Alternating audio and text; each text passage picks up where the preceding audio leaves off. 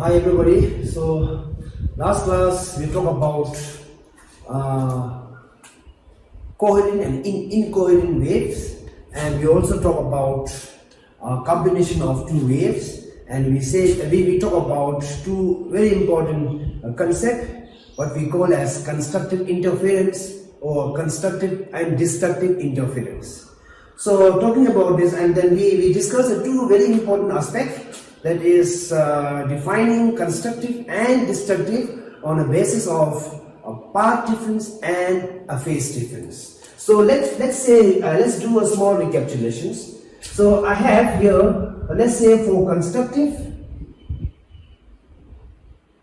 and here for destructive. So for path difference, let's say for path difference, so constructive, if it is of n lambda, if a path difference is n lambda, and where n is equal to 0, plus minus 1, plus minus 2, plus minus 3, go on, and this is what we call as constructive interference, and where intensity is going to be 4I naught, and this is what we define as either crust combined with crust or torque combined with torque. So the resultant amplitude is going to be double, and then intensity is going to be 4 times. Whereas in case of destructive interference, path difference is going to be n plus 1 by 2 lambda, and where n is equal to 0, plus minus 1, plus minus 2, plus minus 3 goes on, and resultant intensity is going to be 0. This is going to be a dark, this is going to be a bright, we call it as a bright, we call it as a dark. Why? Because there is no intensity.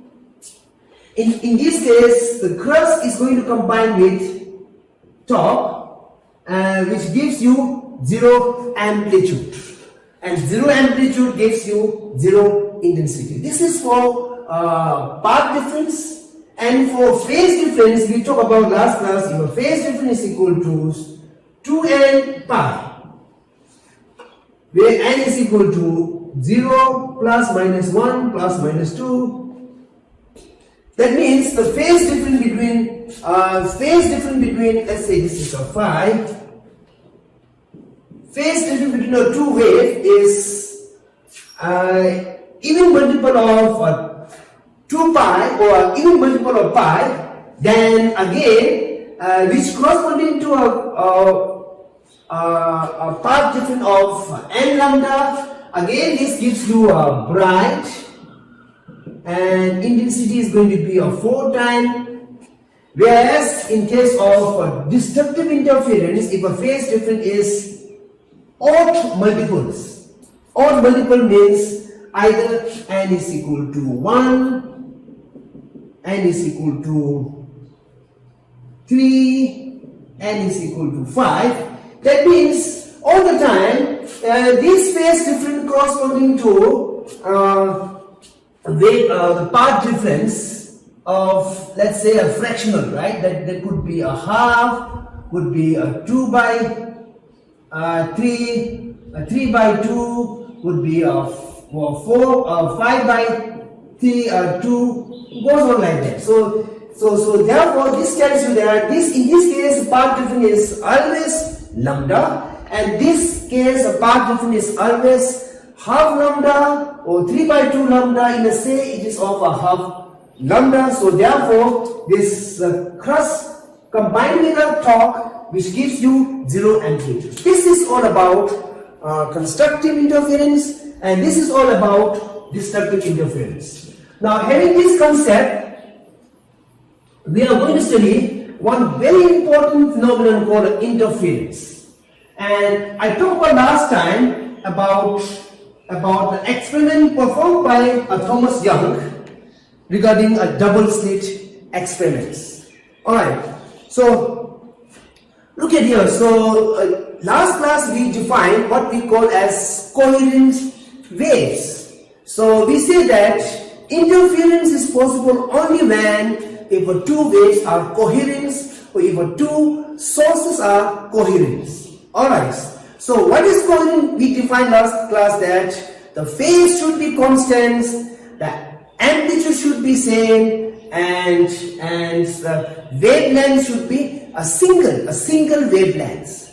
So look at here now. What I'm going to do is I have let's say two state. Let's say I have two source. Let's say this is a sodium lamp. Let's say I have a sodium lamp. Sodium lamp is normally a yellow color, and I have two independent sodium lamp. And eliminating these two holes, let's say this is S1, this is S2. This is S1, this is S2, and this is hole number 1, this is hole number 2. And now let's say that we would expect there is a screens. We would expect interference on the screens.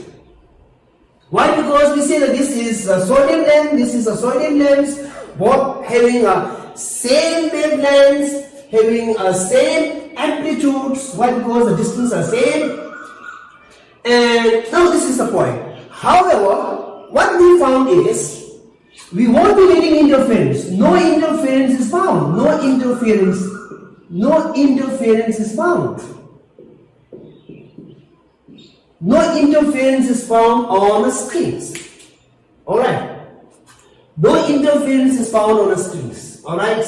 So now the question arises, why interference doesn't take place on the screens, even though we have a single wavelength or a single frequency light. Now the point is, what about phase difference? What about phase? What about phase difference? So it is fact that when we use a two independent source, these are the two independent source,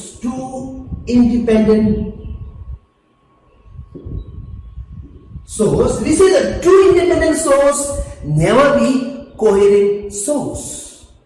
Two independent source never become coherent source.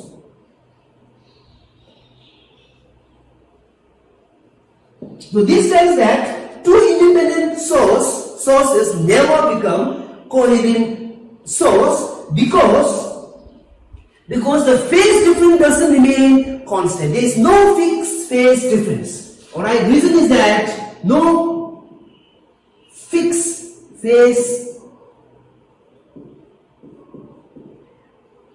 difference. So last class when we define a coherent, this is the phase is very important. If a phase doesn't fix, if a phase difference doesn't remain constant, then we say that the two wave doesn't become never become coherent. So when I use a two independent source, the phase never remain fixed, phase difference never remain fixed. And now the question is, why phase difference never become a fix, even though these two are a same frequency or single wavelength lights. This is the reason. The reason is maybe beyond our scope. This is that whenever light comes from an source, there is an abrupt change in a phase. There is an abrupt change in a phase, and in an order of a time 10 to the power minus. This is very, very small. That change is extremely, very, very difficult to absorb. Why? The change occurs within the time of 10 to the power minus 10 seconds. So this is beyond our observations. Alright, however change is taking place. So because of an abrupt change of a phase, alright, occurring within the source while emitting light, that is why phase doesn't remain fixed. So therefore, no interference is found when we use two independent source. Now the question is, how are we going to get interference? Now the question is, how are we going to get interference fringe? How are we going to get interference? This problem was solved by, English physicist Thomas Young. And what he did, he used a very ingenious technique to lock the phase. To lock the phase. So that means to fix the phase. How to fix the phase? How to fix the phase? The problem is how to fix the phase, how to lock the phase. And what he did is, he used a single source.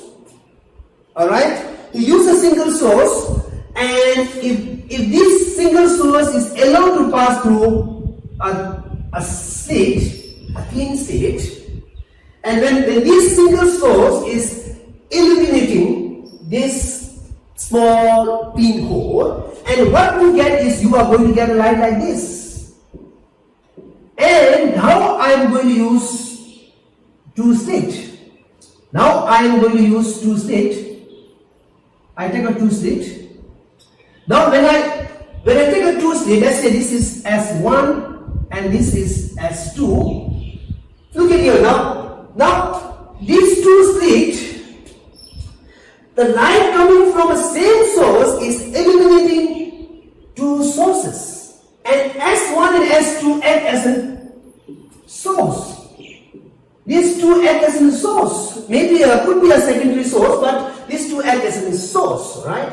So this is how he could fix the phase. This is how he could lock the phase, right? So now whatever phase change occurs here, same phase, same changes taking place and here. Why? Because this comes from a same source.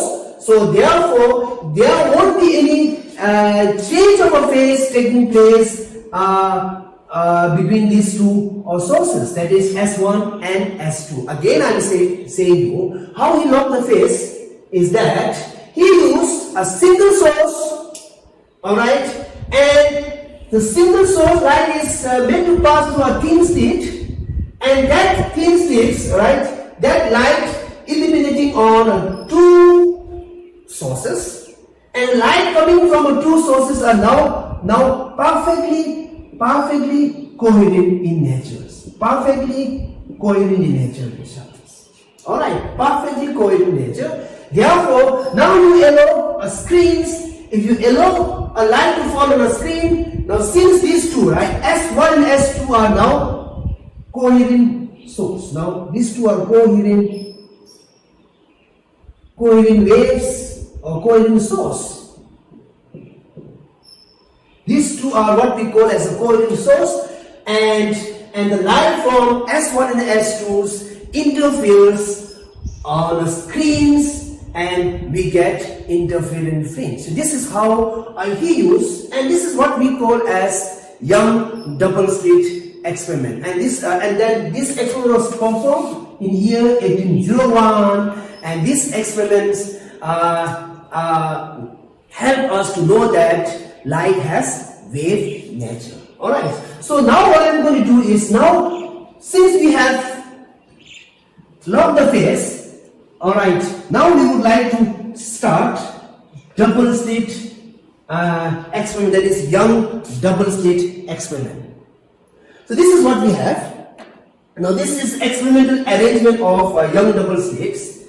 So this is a source, this is a primary source, and light from a source, I have a light here, and this light passes through these slits, and the light coming from these slits falls on the two slits, that is S1 and S2, acting as a source, and light from S1 and S2s interferes or combine on the screens, and it gets interference. And so this is what we have, and these are the interfering fringe. These are the interfering fringe. Alright, and this is how the light travels along a z-axis. The screen is lying on XY plane. This is a screen lying on an XY plane. Alright, so interference pattern occurs on a XY plane. Alright, so this is what we have. And the distance between the two sources is what we call as D. D is a distance between S1 and S2. S1 and S2, distance is going to be a D.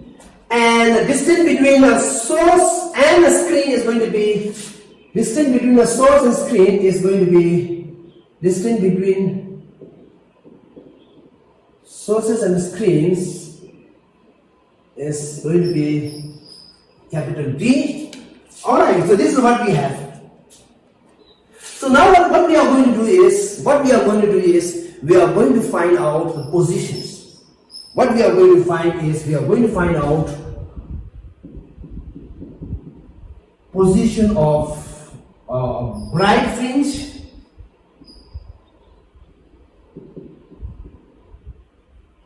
and position of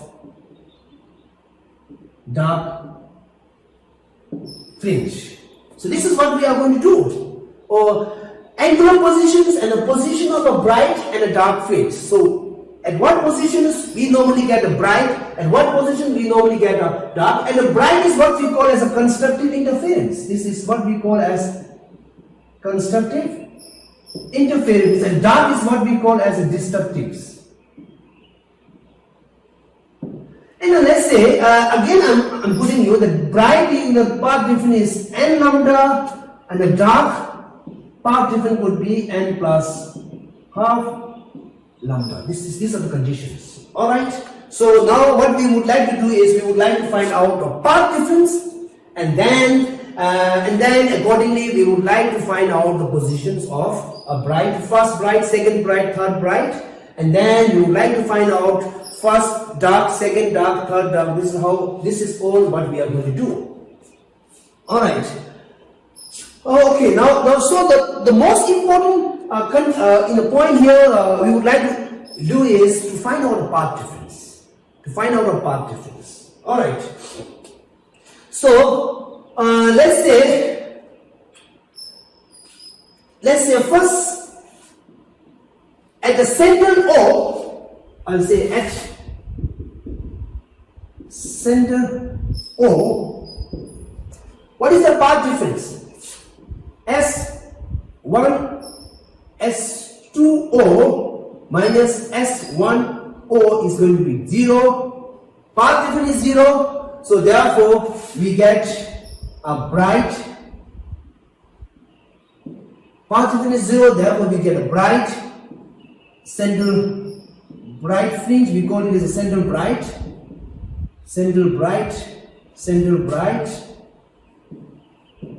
Now why? Because if a path difference is zeros, then two lights combines. Either the crusts are combined or trunks are combined. So therefore we get central bright. So this is going to be our first. We get a central bright. So central bright position is at path difference is 0, right? Now we would like to say, what about others other than central brights? So let's say a path difference. We would like to say path difference. So we would like to find out path difference at, let's say position point P, right? I say P is a position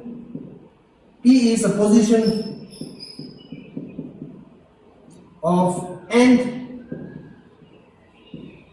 bright fringe. And what is the path difference? So path difference is going to be S2P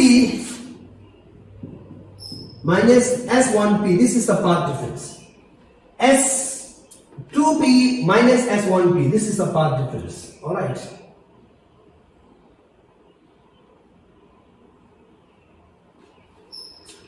And this distance is D.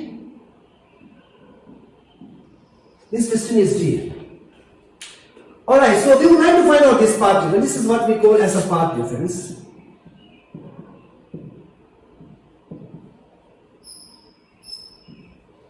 Path difference at P.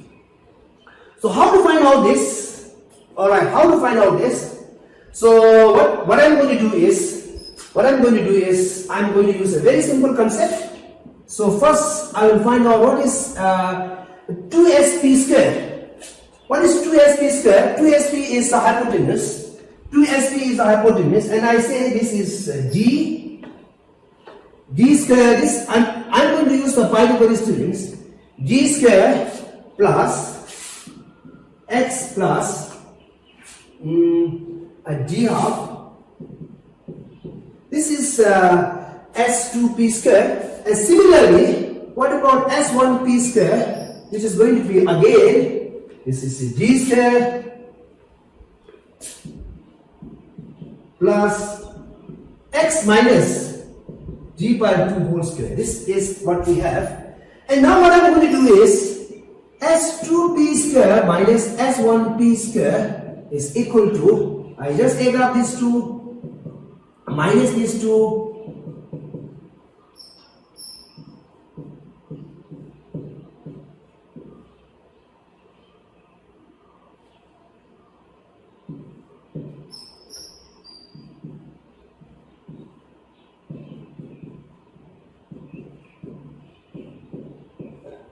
Okay, if I minus these two, what we are going to get is these two cancel out, and then this 2 is going to get cancelled out. Let's see, I'll simplify this. X square plus d square by 4 plus xd minus x square plus d square by 4. I'm going to put here minus, minus, minus is plus. This is minus, minus, minus is plus, xd. Alright, so these two cancel out, add out. S2p square minus S1p square is going to be 2xd, where x is a positions. X is a positions of a P from center O. X is a position of a P from center O. So this is what we have. This is the final equation we obtained. Alright, this is the final equation we obtained. And then our focus is to get path difference. Alright, so therefore what I'm going to do is, I'm going to use identity, that is S2P minus S1P, S2P plus S1P equal to 2xd. This identity I'm going to use. Now we found a path difference. That is equal to 2xd. I'm going to put here xd divided by s2p plus s1p. And how much is, we say that s2p is almost equal to d. Why? Because this distance is very small. If this distance is very small and this distance is almost equal to d, this is approximation I'm going to take, and s1p is approximately equal to d. Alright, therefore what I'm going to get is,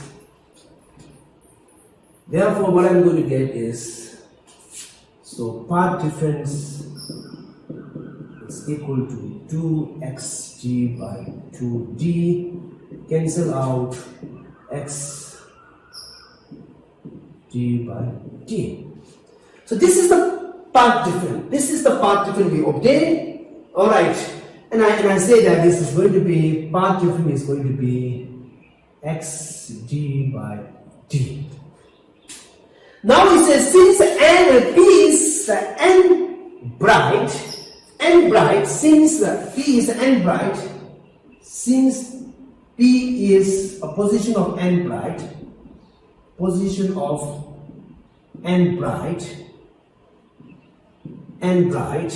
therefore path difference must be equal to n lambda, which is equal to xn d divided by d. Why I put xn? This is a position of n bright. Why I put this? This is a position of n bright. So once we found the position of n bright, once we found the path difference, so the xn is going to be n lambda g divided by small g. So this is the positions. This is the position of n bright. This is the position of n bright. And I say that n could be equal to 0, plus minus 1, plus minus 2, plus minus 3, goes on. And now similarly, I can get you a position of n dark. Similarly, I can get you a position of n dark. So the position of n dark is going to be position of n dark is same as is again only.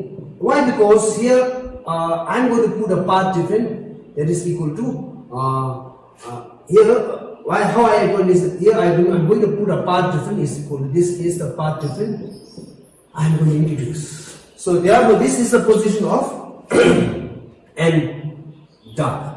This is the position of n dark, and where n is equal to 0, plus minus 1, plus minus 2, plus minus 3, goes on. So these are the position. Somehow now we could find the position of n bright and n darks. All right.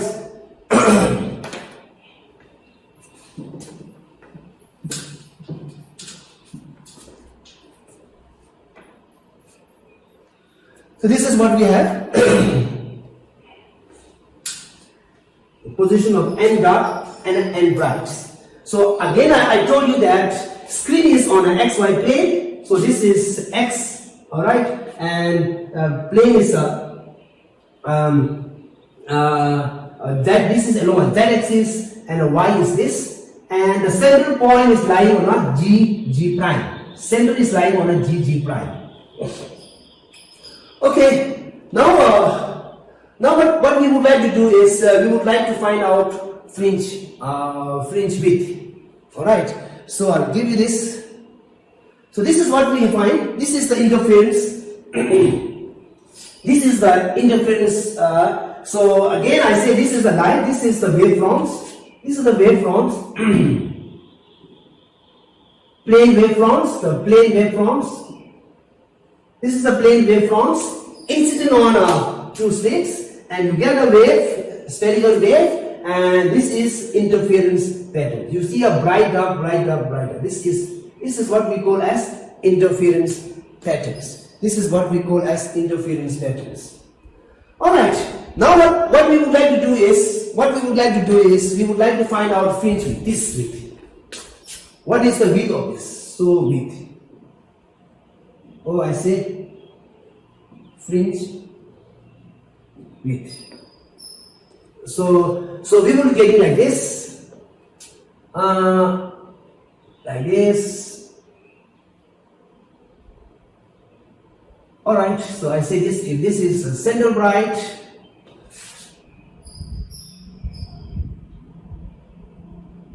yeah.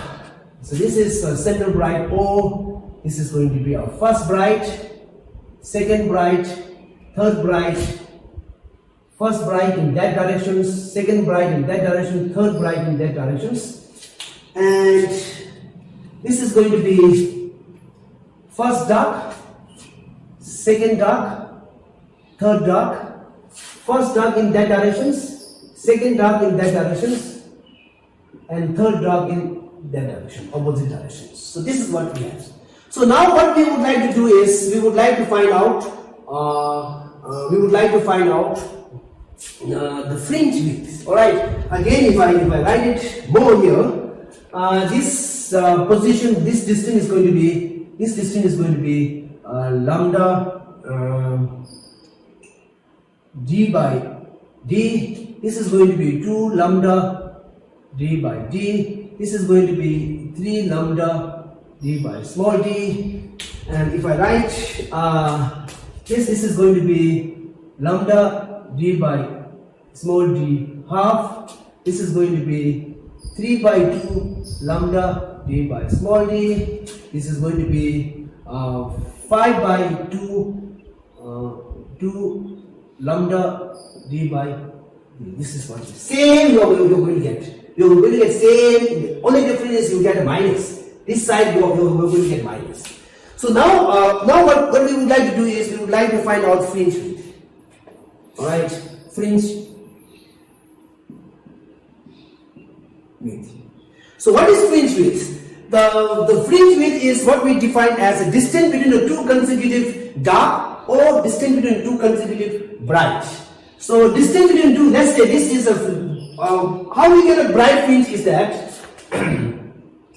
let's say distance between two consecutive dark, this is the first dark, this is second dark. Distance between the two consecutive dark will give you a width of a bright fringe, and distance between the two consecutive dark are too bright.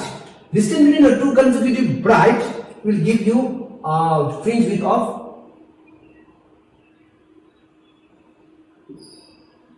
distance between the two consecutive dark, a bright will give you a fringe width of a dark fringe. A distance between the two consecutive dark will give you a fringe width of a bright. So both are same. So therefore, how you get a fringe width? So fringe width is given by a beta, which is equal to xn plus 1 minus xn. Alright. What is xn? If I use xn plus 1 lambda d by small d minus n lambda d, and fringe width would be equal to lambda d by d. So this is the fringe width, and this is going to be lambda d by d, and again this is going to be this. I'm talking about this width. Again, this width is going to be lambda d by d. So fringe widths are equal. Both the bright and dark will have a same fringe width. And then this is the fringe width. And then you could maybe an exam they may ask what is the factor which affects the fringe width. So I have lambda, wavelength of light, d, distance between the slit and the screens, and a small d, distance between two slits. So this is how we get fringe width. Alright, so this is all about interference. This is all about interference.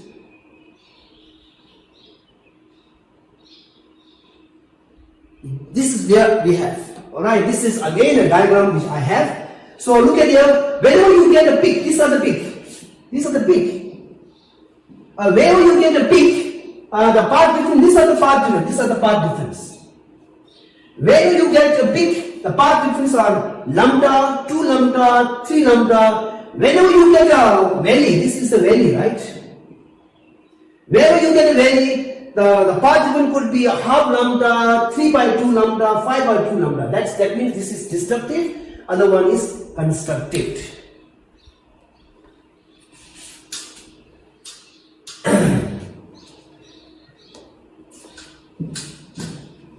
Now look at here. Now whether we talk about bright or we talk about dark, one condition that must satisfy is that all along a particular fringe. Again I am repeating, one condition that must satisfy all along a particular fringe. One condition that must satisfy all along a particular fringe is that constant. This is very, very important. Alright. And this determines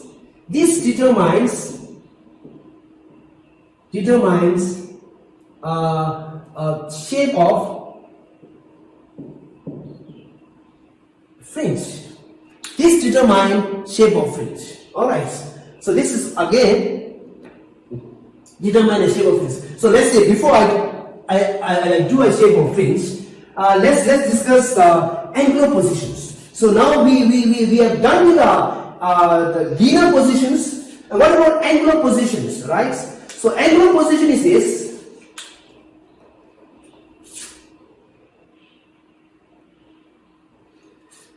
let's do this.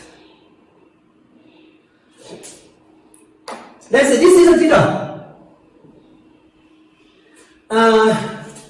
Let's say for n bright,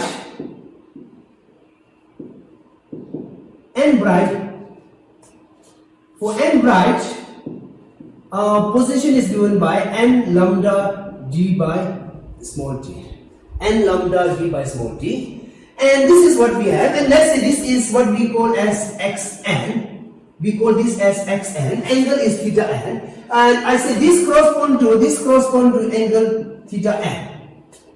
And now we would say that what is xn? Xn could be given by theta n divided by theta n multiplied by g.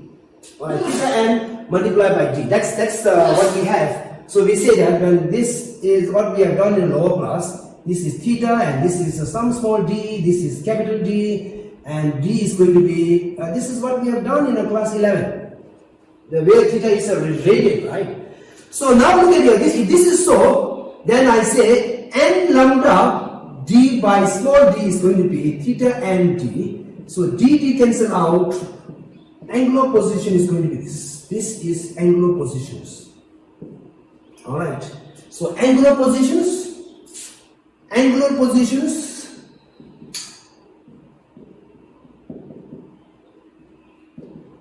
bright is going to be, and angular position of n dark fringe is going to be, this is what we have. So this is what we have. So we define both angular position and linear positions, and this corresponds to linear positions, that is equal to n lambda d by small d. This corresponds to linear position n plus half lambda g by small d. That's you should keep in mind. All right, this is very important. And then consequently we say that these are the peak. This is the condition for peak or constructed interference in terms of phase. So 2 pi phase, 4 pi phase, 2 pi phase, 4 pi phase. For destructive it is pi phase, 3 pi, 5 pi, pi phase, 3 pi, 5 pi. So this is in terms of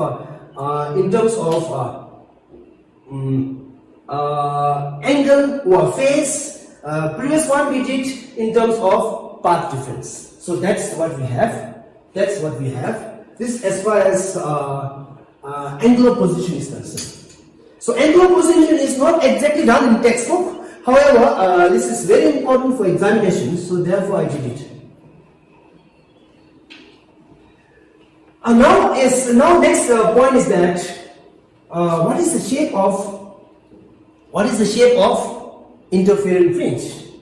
The point is, what is the shape of interference fringe?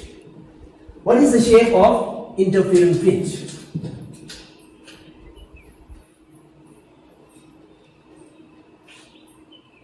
And I say that whenever we talk about interference, the particular fringe, either it is a dark or it is a bright, has to satisfy these conditions.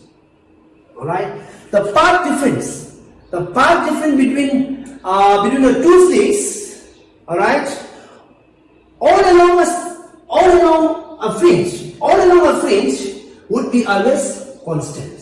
Alright. So therefore, the question is, what is the shape of interference patterns? Alright. So the answer which I have written is hyperbola. Why it is a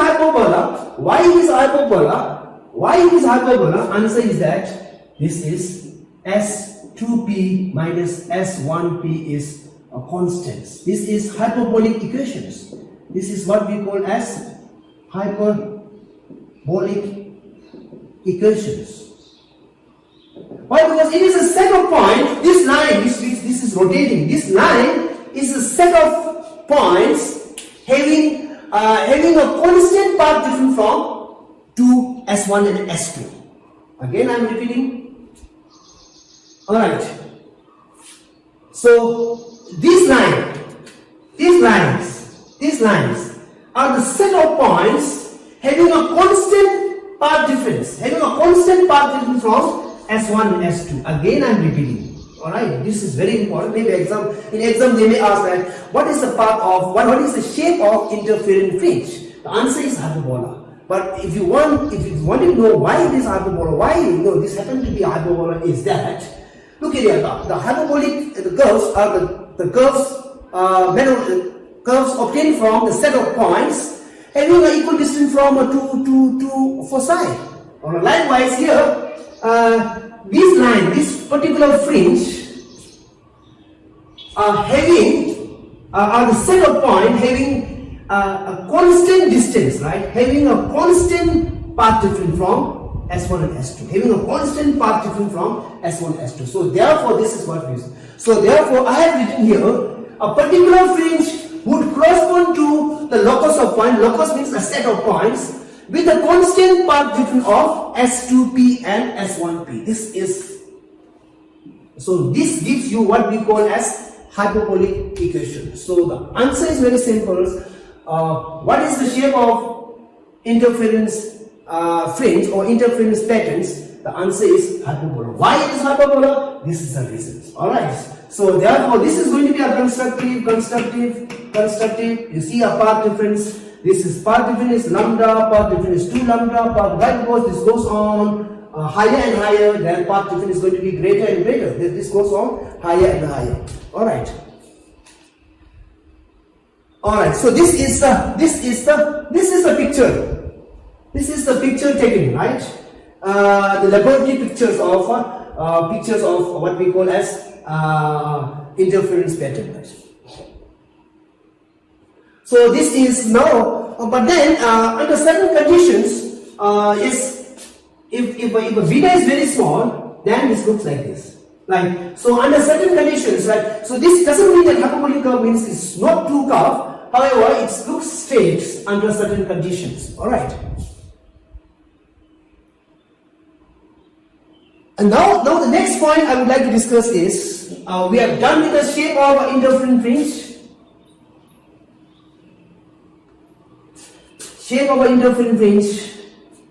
Now, you just refer to textbook. Even in textbook, these two diagrams are written. These two diagrams are there. You go and see it carefully, right? Now, next point is, let's say I have this is S.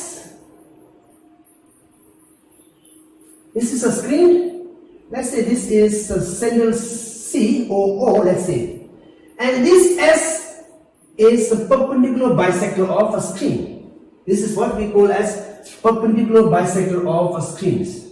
And S1, S2. And this is what we call as center bright. Center bright. This is what we call as center bright. Now what I'm going to do is, if I move this is to S primes. Now the question is, where would be a center bright? So therefore what we are going to do is, I'm going to take this. Let's say this is going to be angle this is going to be angle phi. Let's say this is going to be angle phi. Alright. And then the central bright would shift down with angle minus phi. Alright. So if you push S above or up, then central bright would go down. The reason is that here also path difference is going to be 0. Whenever we have a central bright, path difference, this is the conditions. Whenever we have a central bright, path difference is going to be 0, right? How come path difference is 0? This is like this.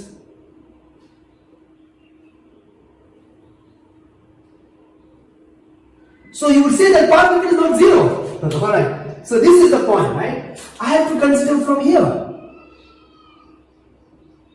Alright? So I have to consider from here. Considering from S primes, path difference between S1 and S2 at O prime is going to be 0, right? Likewise, if I move, if I put this at S double prime at a down, then the central bright would go up again with the same angle. All right. So this is all about interference, fringe or interference patterns, and this is very important phenomenon and phenomenon of wave. All right. So with this, I come to an end of interference. Thank you.